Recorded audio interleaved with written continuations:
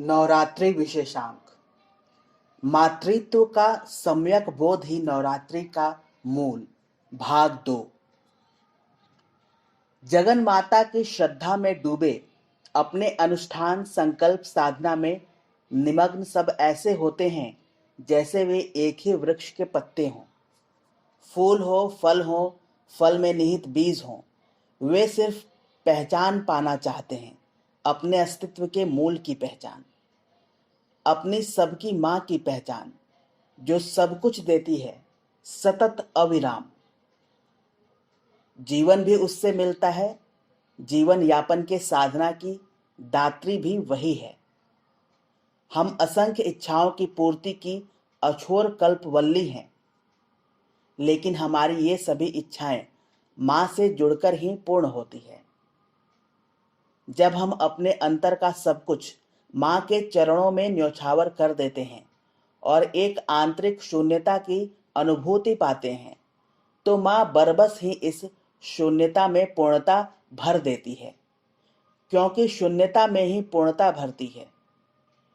और जब अनेक एक साथ मिलकर मेला बनकर माला की तरह गुंथकर आंतरिक शून्यता को पाते हैं, तो जीवन की परम संभावना प्रकट होती है। जीवन की समस्त संभावनाओं की कोख क्या है? जिस कोख में ये संभावनाएं इस प्रकार के भाव और प्रतीति पलती हैं और जहां से वह प्रसवित होती है, वह है मनुष्य के लिए जननी की कोख और सृष्टि के लिए धरती की कोख। इसमें फर्क कोख का नहीं, क्रम का है, कर्म का है, ज्ञान का है। हमारी जननी का मां होना ही हमारे लिए और सृष्टि के लिए विशिष्ट बात है। जन्म देना और जन्म लेना एक भौतिक एवं प्राकृतिक बात है, पर उसका अच्छा या बुरा होना, मंगलमय या अमंगलपूर्ण होना हमारी और प्रकृति की प्रवृत्ति, संकल्प और संस्कार पर निर्भर है। नारी जननी क्यों बनी?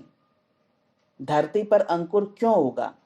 यदि वह उटपटांग ढंग से उगा होता तो जंगली होगा, और यही किसी माली ने जतन से उगाया होगा तो उपवन और उद्यान की महक लिए होगा।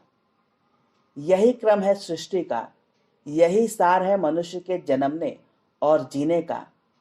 यही है जननी के मां होने का पुण्य प्रताप। अनादि को भी अपनी आदि मां से ही मिलता है। नवरात्रि के 9 दिन इसी अनादि आदि मां की पहचान करने के लिए है। अपवाद की बात छोड़ दें तो प्रायः किसी को यह सच्ची पहचान मिल नहीं पाई।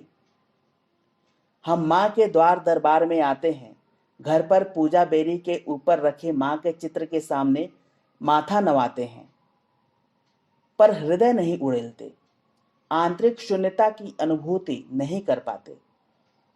और शून्यता के बिना मां पूर्णता दे भी तो कैसे? हम दिखावे के लिए मां की आरती उतारते हैं, पर दरअसल हम अपना आरत अर्थात दुख मां के मत्थे मढ़ते हैं। भूखे रहकर मरते हैं, कीर्तन करके मरते हैं, जप करके मरते हैं, उसकी पूजा करने का धोखा देकर मरते हैं। जैसे मां नहीं अपना दुख पीड़ा फेंकने का कोई कूड़ा घर हो। भला यह कैसी पूजा जिसमें श्रद्धा कम, लोभ और भय अधिक समाया रहता है। तनिक निहारे तो सही अपने अंतर्मन को कि नवरात्रि के ये 9 दिन हमारी श्रद्धा के हैं या स्वार्थ के, प्रार्थना के हैं अथवा फिर कामना या वासना के। अखंड ज्योति, अप्रैल 2002। धन्यवाद।